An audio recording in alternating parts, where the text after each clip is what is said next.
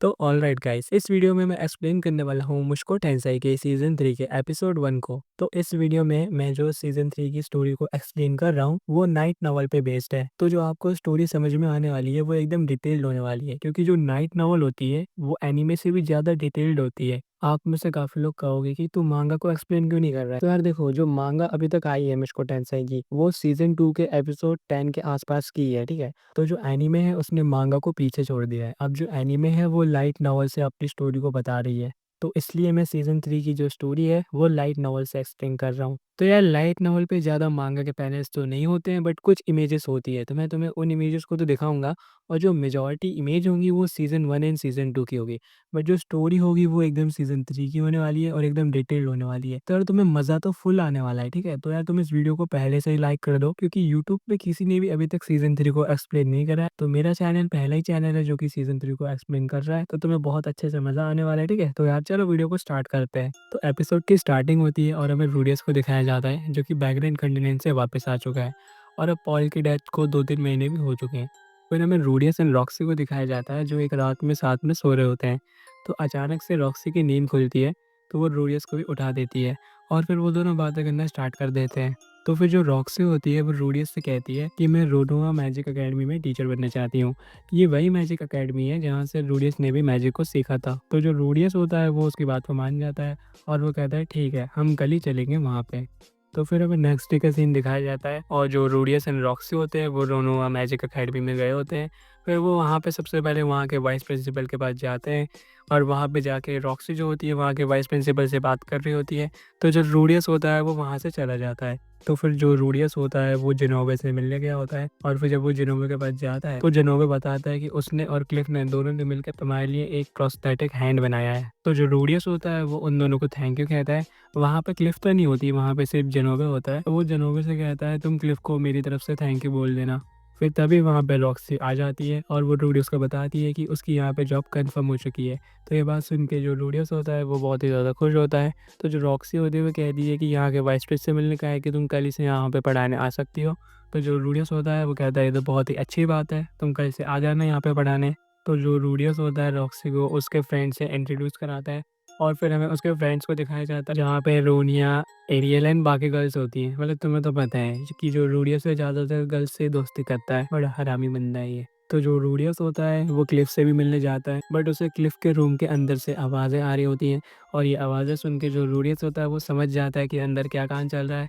तो जो रूडियस होता है वो अंदर नहीं जाता है उससे मिलने।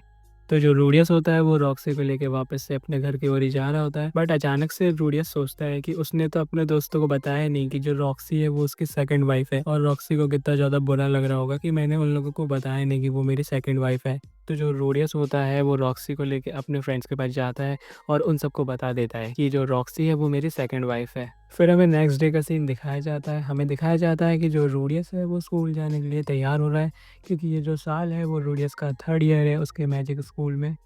तो फिर हमें रूडियस के घर पे दिखाया जाता है कि जो सेल्फ़ी होती है वो भी मैजिक अकेडमी गई होती है, और जो रॉक्सी होती है अब तो उसने भी मैजिक अकेडमी को जॉइन कर लिया है, तो वो भी अब मैजिक अकेडमी को गई होती है। तो घर पे कोई नहीं होता, तो उसके बच्चों की देखभाल के लिए रूडियस ने एक नर्स को भी रख लिया होता है। तो वो जो नर्स होती है वो रूडियस के बच्चों की देखभाल करती है और साथ में वो रूडियस की भी काफ़ी देखभाल करती है, ठीक है, रात में। फिर हमें रूडियस को दिखाया जाता है जो कि स्कूल के गेट पे पहुँच गया होता है। तो वहाँ पे उसे उसकी फ्रेंड्स रोक लेती हैं और वहीं पे सेल्फ़ी भी आ जाती है। तो जो उसकी फ्रेंड्स होती हैं वो उससे कहने लगती हैं कि तुमने अब 2 शादी कर ली है, तो तुम्हारा सेल्फ़ी के प्रति जो प्यार है अब वो 50% हो चुका है। क्योंकि जो 50% प्यार है वो तो अब रॉक्सी के पास जा रहा है, यानी अब तुम सेल्फ़ी को कम प्यार करने लगे हो। तो ये बात सुन के जो सेल्फ़ी होती है वो थोड़ा अंदर से डिस्कम्फ़र्ट फ़ील करती है, बट वो बाहर ऐसा दिखाती नहीं है। और जो रूडियस होता है वो समझ जाता है। तो जो रूडियस होता है उन सब के सामने कहता है कि मैं सेल्फ़ी एंड रॉक्सी दोनों को बराबर प्यार करता हूँ और 100% प्यार करता हूँ। तो फिर जो रूडियस होता है वो जल्दी से अपने क्लासरूम में चला जाता है। फिर हमें रॉक्सी को दिखाया जाता है जो कि अपने टीचर्स की असेंबली में चली जाती है। तो फिर हमें रूडियस के क्लासरूम में दिखाया जाता है कि वहाँ पे जितने भी लोग होते हैं वो यही बात कर रहे होते हैं कि रूडियस ने अपना हाथ कैसे खो दिया। तो फिर वहाँ पे जो क्लिफ होती है वो रूडियस को अपने पास बुलाती है और वो रूडियस से कहती है कि यार तुम मेरे से मिलने क्यों नहीं आए, अगर तुम सबसे मिलने आए थे तो जो रूडियस होता है वो कहता है कि तुम्हारे कमरे से बड़ी खतरनाक आवाज़ें आ रही थी, तो मैंने सोचा मैं नहीं आता हूँ, तुम्हें डिस्टर्ब कर दूंगा मैं। तो वो कहती है अरे कोई बात नहीं, तुम भी पार्टी को ज्वाइन कर लेते। तो जो रूडियस होता है वो कहता है नहीं, अब मेरे पास दो वाइफ है तो मेरे को ये नहीं करना चाहिए। तो फिर तभी वहाँ पे रॉक्सी आती है और रॉक्सी उन सबको बता दी है कि अब वो उनकी एक न्यू टीचर है, और वो ये भी बता दी है कि वो रूडियस की सेकंड वाइफ है। फिर हमें शाम का सीन दिखाया जाता है कि जो रूडियस होता है वो सेल्फी एंड रॉक्सी दोनों के साथ घर की ओर आ रहा होता है, और फिर हमें ये बताया जाता है कि रूडियस अपनी लाइफ को कैसे बिता रहा है रॉक्सी एंड सेल्फी के साथ। तो फिर रूडियस हमें रॉक्सी के बारे में बताता है कि जो रॉक्सी का मेजॉरिटी टाइम होता है वो तो इसी में चले जाता है कि उसे नेक्स्ट क्लास में क्या पढ़ाना है। और फिर वो हमें सेल्फी के बारे में बताता है कि जो सेल्फी है वो बच्चों का ध्यान रखती है और उन्हें मैजिक की ट्रेनिंग देती है। और रूडियस हमें बताता है कि जो आयशा है वो खाना बनाती है और जो लीलिया है वो जीनत का ध्यान रखती है, और जीनत वही रूडियस की मम्मी। फिर हमें नेक्स्ट डे का सीन दिखाया जाता है। हमें नॉन को दिखाया जाता है जो कि रूडियस की छोटी बहन है, और हमें दिखाया जाता है कि जो नॉन है उसका जो सेल्फ कॉन्फिडेंस है वो बहुत ही ज़्यादा लो है, क्योंकि वो कहती है कि जो उसका बड़ा भाई रूडियस है वो तो बहुत ही ज़्यादा स्ट्रांग है, बट वो खुद बहुत ही ज़्यादा कमज़ोर है, उसे कुछ भी नहीं आता है, और वो ये बात सोच के बहुत ही ज़्यादा दुखी हो रही होती है। तो जो रूडियस होता है वो उसकी बात को सुन लेता है। तो जो रूडियस होता है वो उससे कहता है ठीक है तुम चिंता मत करो, मैं तुम्हें तलवारबाजी सिखाऊंगा। तो ये सुनकर जो रूडियस की छोटी बहन होती है वो बहुत ही ज़्यादा खुश होती है, और जो रूडियस होता है वो उससे कहता है कि तुम्हें ज़्यादा खुश होने की ज़रूरत नहीं है, मैं बहुत ही ज़्यादा स्ट्रिक्ट होने वाला हूँ, तो तुम अपने आप को अच्छे से तैयार कर लो। फिर हमें नेक्स्ट डे की मॉर्निंग का सीन दिखाया जाता है। जो रूडियस होता है वो नॉन को लेके अपने स्कूल से थोड़े से दूर वाले ग्राउंड पे उसे ले गया होता है। तो फिर वो वहाँ पे नॉन की ट्रेनिंग कराने लगता है और वो उसे तलवारबाजी सिखाने लगता है। बट जो रूडियस होता है वो एक बात को नोटिस करता है, वो ये देखता है कि जो नॉन है वो अपना फुल पोटेंशियल नहीं दे रही है उस पे, जिसके कारण से नॉन को बहुत ही ज़्यादा डैमेज हो रहा है। बट जो रूडियस है वो अपने मैजिक से उसे हील तो कर ही रहा है, बट वो कहता है कि मुझे कुछ ना कुछ तो इस चीज़ का करना ही पड़ेगा। तो फिर जो रूडियस होता है वो अपनी मैजिक की हेल्प से एक डमी को बना देता है। तो फिर वो जो उसकी बहन होती है वो अपने फुल पोटेंशियल का यूज़ उस डमी पे करने लगती है। फिर हमें कुछ लोगों के ग्रुप को दिखाया जाता है जो कि रूडियस और उसकी बहन को ही देख रहे होते हैं, और इस चीज़ को रूडियस ने भी देख लिया होता है। तो रूडियस को ऐसा लगता है कि यार ये लोग हमें क्यों देख रहे हैं। तो जो रूडियस होता है वो अपनी बहन से कहता है ठीक है अब तुम चलो घर, अब हमें घर चलना पड़ेगा। तो जो उसकी बहन होती है वो कहती है ठीक है। फिर हमें दिखाया जाता है कि जो रूडियस और उसकी बहन है वो वापस पे घर की ओर जा रहे हैं।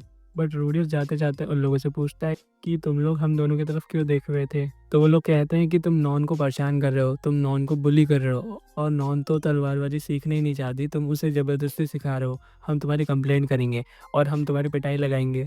तो जो रूडियस होता है वो उन लोगों को समझाता है कि नहीं नहीं तुम्हें गलतफहमी हो रही है, ये मेरी छोटी बहन है और मैं इसे तलवारबाजी इसलिए सिखा रहा हूँ कि ये इसके सेल्फ डिफेंस में काम आ जाए। तो फिर वो सब लोग रूडियस को बताते हैं कि वो सब लोग नॉन को बहुत ही ज़्यादा पसंद करते हैं, और ये जो इनका पूरा ग्रुप है वो नॉन का फ़ैन ग्रुप है। तो जो रूडियस होता है वो कहता है ये तो बहुत ही अच्छी बात है। तो जो रूडियस होता है वो कहता है तुम एक काम करो, तुम मुझे भी अपने ग्रुप में शामिल कर लो। बट हमें कुछ टाइम बाद का सीन दिखाया जाता है कि वो जो लोग होते हैं वो रूडियस को उसके फ़ैन ग्रुप से निकाल देते हैं, क्योंकि उन लोगों को पता चल जाता है कि जो रूडियस है वो अपनी बहन के साथ नहाता है। तो हाँ यार, जो रूडियस है वो अपनी बहन के साथ नहाता है और वो उससे क्या मतलब नहलाता है। मतलब जो रूडियस है वो उसकी बहन की क्या है नहाने में मदद करता है। और यार मैं तुम्हें सिंपल से बताना चाहता हूँ, रूडियस एक बहुत ही ज़्यादा थड़की इंसान है, तो तुम एक्सेप्ट मत करना कि ये अपनी बहन पे भी मतलब तरस खाने वाला है। ये बंदे का बस चले तो ये अपनी मम्मी के साथ भी नहीं रुकने वाला। पूरी सीरीज का सबसे जो थड़की इंसान है वो रूडियस ही है। फिर हमें संडे के दिन का सीन दिखाया जाता है। हमें दिखाया जाता है कि जो जीनत एंड आयशा है दोनों मिलकर गार्डनिंग का काम कर रहे हैं, और जो रूडियस है वो लोगों को गार्डनिंग का काम करते हुए देख रहा है। तो जो आयशा होती है वो रूडियस से कहती है कि तुम मेरे रूम में वेट करो, मुझे तुम्हें कुछ दिखाना है। तो जो रूडियस होता है वो उसके कमरे को देख रहा होता है और वो कहता है कि इसका कमरा तो कितना ज़्यादा क्लीन है, यानी इसे साफ़ सफाई बहुत ही ज़्यादा पसंद है। तो जो रूडियस होता है वो उसकी अलमारी को भी चेक करता है, तो वहाँ पे उसे उसके कपड़े दिखते हैं, उसकी पैंटेस दिखती हैं और भी काफ़ी सारी चीज़ें उसे दिखती हैं, और 2-3 उसकी वैसी वाली फ़ोटोज़ भी दिख जाती हैं, ठीक है। और रूडियस बहुत ही ज़्यादा थड़की इंसान है, मैं तुम्हें फिर से बता रहा हूँ। तो फिर अचानक से रूडियस को बाहर से आवाज़ आती है, तो जो रूडियस होता है वहाँ जाके चेक करता है, तो फिर हमें उनके गार्डन में दिखाया जाता है कि वहाँ पे एक ऐसा प्लांट आ जाता है जो कि बोल सकता है, चल सकता है और अपने हाथ पैर को भी चला सकता है, मतलब जिसमें जान होती है वो जिंदा होता है। तो फिर जो रॉक्सी होती है वो वहाँ पे आ जाती है और वो कहती है कि हम इसे शॉर्ट फॉर्म में बीट भी कह सकते हैं। रॉक्सी कहती है कि ये हार्मलेस होता है, यानी ये हम सबको तो नुकसान नहीं पहुंचाने वाला, तो कोई भी बुरी बात है नहीं या फिर कोई भी डरने की बात है नहीं। तो फिर जो रूडियस होता है वो कहता है चलो ये तो ठीक है, बट हम हमारे बच्चों को इसके पास नहीं जाने देंगे, क्योंकि हो सकता है कि ये किसी पे अटैक कर दे, और हम इसे ट्रेनिंग देंगे कि ये किसी को भी नुकसान ना पहुँचाए, बट इसने किसी को नुकसान पहुँचाया तो हम इसे ख़त्म कर देंगे। फिर हमें आयशा को दिखाया जाता है जो कि रोडियस से कहते हैं कि हमें रॉक्सी एंड सिल्फी को नीचे के बेसमेंट के बारे में बता दो। फिर हमें पता चलता है कि जो बेसमेंट है वो एक ऐसी जगह है जहाँ पर रोडियस जाता है, वहाँ पे एक मंदिर है और जो रोडियस है वहाँ पे जाके पूजा करता है। मतलब ये तो एक इंडियन कल्चर जैसी चीज़ हो गई, जैसे हम लोगों के घर में भी एक मंदिर होता है, वैसे रोडियस ने चुपके से रॉक्सी एंड सिल्फी को बिना बताए अपने बेसमेंट में एक मंदिर को खोल लिया है। तो जो आयशा होती है वो रॉक्सी को ये बात बताने वाली होती है, बट जो रोडियस होता है उसके मुंह पे अपने हाथ को रख लेता है और वो उससे पीछे कर लेता है। तो फिर जो आयशा होती है वो कहती है फिर आपको मेरी एक बात माननी पड़ेगी। तो जो रूडीज़ होता है वो उसकी बात को मान जाता है और ऐसे ही करके वो लोगों की मस्ती चल रही होती है। नहीं, वो वाली मस्ती नहीं, एक भाई-बहन वाली मस्ती या फिर बेटी वाली मस्ती, और इसी के साथ ये दिन एंड हो जाता है। फिर हमें 3 महीने बाद का सीन दिखाया जाता है। हमें दिखाया जाता है रूडियस को जो कि लूसी की तरफ देख रहा होता है। और तुम लोग गलत मत समझना, इस बार जो रूडियस है इतना ठरकी तो नहीं है कि वो अपनी छोटी सी बच्ची, मतलब जो दूध पीती है रही है, वो बच्ची की तरफ ऐसी नज़रों से देखेगा। जो रूडियस होता है वो कहता है कि अब वो मतलब अब उसे जो फादर की रिस्पॉन्सिबिलिटीज़ हैं वो सब समझ में आ रही हैं। तो फिर जो रूडियस होता है वो अपने फादर पॉल को याद करता है और वो कहता है कि अब मेरे को समझ में आया कि मेरे फादर पॉल पे कितनी ज़्यादा जिम्मेदारियाँ थी। पहली जिम्मेदारी तो यही थी कि ये मिस्ट्री क्या है कि लोग टेलीपोर्टेशन में यहाँ से वहाँ जा रहे हैं, इसके बारे में जानना। तो जो रूडियस होता है वो कहता है कि अब मैं जान चुका हूँ कि यार पॉल को कितनी ज़्यादा ज़िम्मेदारियों का सामना करना पड़ता था। और रूडियस कहता है कि अब मेरे लिए पॉल के लिए जो रिस्पेक्ट है वो बहुत ही ज़्यादा बढ़ चुकी है और वो कहता है कि मैं पॉल की तरह बनना चाहता हूँ। वो कहता है कि मैं पॉल की तरह बन तो नहीं पाऊँगा, बट मैं अपना बेस्ट दूँगा कि मैं पॉल की तरह बन सकूँ। बट तभी हमें लूसी को दिखाया जाता है जो कि रोना स्टार्ट कर देती है। तो जो रूडियस है वो उसे शांत करा रहा होता है। वो वैसे ही उसे शांत करा रहा होता है जैसे कि पॉल अपने फ़नी फेस को दिखा के अपने छोटे बच्चों को शांत करता था, वैसे ही रूडियस भी फ़नी फेस बना के उसे शांत कर रहा होता है। बट जो लूसी होती है वो शांत नहीं हो रही होती है। तो वो जो नर्स होती है वो रूडियस से कहती है कि लूसी को भूख लग रही है और उसे दूध पिलाने का टाइम आ चुका है, तो मैं उसे दूध पिलाने जा रही हूँ। तो जो रूडियस होता है वो कहता है थोड़ा सा दूध मुझे भी पिला दो। तो वो कहती है कि मैं आपको पिलाती हूँ तो आप सारा पी जाते हो। तो रूडियस कहता है मैं इस बार सारा नहीं पीऊंगा। तो वो कहती है ठीक है, मैं आपको रात में पिला दूंगी। मतलब यार यहाँ पे इनकी बहुत खतरनाक वाली बातें चल रही हैं और यार ये रूडियस नहीं सुधरेगा। मतलब उसकी 2 बीवियाँ पहले से हैं बट उनसे भी उसका मन भरता नहीं है, तो वो इसके साथ हो जाता है। फिर हमें नेक्स्ट डे का सीन दिखाया जाता है। शाम का टाइम हो रहा था और जो रूडियस है वो मैजिक की ट्रेनिंग कर रहा था। तो फिर वहाँ पे जो रूडियस के दोस्त होते हैं वो आ जाते हैं। फिर हमें रूडियस के फ्रेंड्स को दिखाया जाता है जो कि जेनोवे एंड जूलिया होते हैं। फिर जो जेनोवे होता है वो रूडियस को बताता है कि उसने रूडियस के लिए एक न्यू प्रोस्थेटिक हैंड बनाया है और इसमें और न्यू फीचर्स होने वाले हैं। और वो कहता है कि मैं इस हैंड को 1 महीने में बना लूँगा। और फिर वो रूडियस को बताता है कि इसमें क्या-क्या फीचर्स होने वाले होते हैं और मेरे ख़्याल से ये बात बताना ज़्यादा इम्पोर्टेंट नहीं लग रही है मुझे, तो मैं इसे स्किप करता हूँ। और फिर ऐसे ही करके वो लोग अपनी बातें कर रहे होते हैं, तो उनके बीच में एक ऐसी बात आती है जिसके बारे में हमें बताया जाता है जो कि इम्पोर्टेंट है। वो लोग ये बात कर रहे होते हैं जो नॉन है, जो कि रूडियस की छोटी बहन है, उसमें एक बहुत ही हिडन टैलेंट है और वो हिडन टैलेंट है राइटिंग का। वो बहुत ही अच्छा लिखती है। फिर जो रूडियस वो हम सबको बताता है कि वो चाहता है कि वो किंग लेवल का वाटर मैजिक को सीखे और किंग लेवल का वाटर मैजिक को सिखा सकता है वो सिर्फ एक ही इंसान है और वो इंसान है रॉक्सी। तो यानी रूडियस चाहता है कि रॉक्सी उसे किंग लेवल का वाटर मैजिक को सिखा दे। फिर हमें नेक्स्ट डे का सीन दिखाया जाता है। हमें स्कूल में दिखाया जाता है जो सेल्फी एंड ल्यूक हैं, उन दोनों को जिम से बहुत ही खतरनाक आवाज़ें आ रही होती है, मतलब वैसी वाली आवाज़ें। तो फिर वो दोनों जब जाके देखते हैं तो फिर हमें दिखाया जाता है वहाँ पे है रूडियस एंड रॉक्सी, और जो रूडियस है उसने रॉक्सी का हाथ पकड़ा हुआ है। वो जो रॉक्सी है वो वहाँ से जा रही है, बट जो रूडियस है ना उसने उसका हाथ पकड़ा हुआ है तो वो जा नहीं पा रही है। तो जो ल्यूक होता है उसे नहीं पता होता है कि रॉक्सी टीचर है, उसे ऐसा लगता है कि रॉक्सी एक स्टूडेंट है और जो रूडियस है वो उसे परेशान कर रहा है। तो जो रूडियस होता है वो उन सबको बताता है कि नहीं नहीं ऐसा कुछ नहीं है, वो तो बस चाहता है कि जो रॉक्सी है उसे किंग लेवल का वाटर मैजिक सिखा दे। बट जो रॉक्सी होती है वो उसे किंग लेवल का वाटर मैजिक सिखाना नहीं चाहती, क्योंकि वो सोचती है कि अगर मैंने इसे सिखा दिया हो सकता है कि ये मेरे से भी अच्छा बन जाए उस मैजिक में। और जो रूडियस होता है वो उससे काफ़ी रिक्वेस्ट करता है, जो रॉक्सी होती है उसकी बात को मान जाती है। तो फिर हमें नेक्स्ट डे का सीन दिखाया जाता है। तो जो सिल्फी एंड रॉक्सी हैं वो रूडियस के साथ अपने स्कूल के पास वाले ग्राउंड पे जाते हैं उस मैजिक को सीखने के लिए, और उन दोनों ने स्कर्ट को पहना होता है। तो फिर जो रॉक्सी होती है हमें समझा रही होती है कि ये वाटर मैजिक कैसे यूज़ होता है। वो हमें बताती है कि ये जो वाटर मैजिक है उसे यूज़ करने के लिए हमें इसकी 3 स्टेप्स को आना चाहिए, और फिर वो रूडियस एंड सिल्फी दोनों को उन तीनों स्टेप्स के बारे में अच्छे से समझा देती है। फिर हमें सिल्फी को दिखाया जाता है जो कि लास्ट स्टेप में आके बार-बार अटक रही होती है और वो फेल हो रही होती है, मतलब वो वाटर मैजिक को यूज़ नहीं कर पाती आखिरी स्टेप पे आके।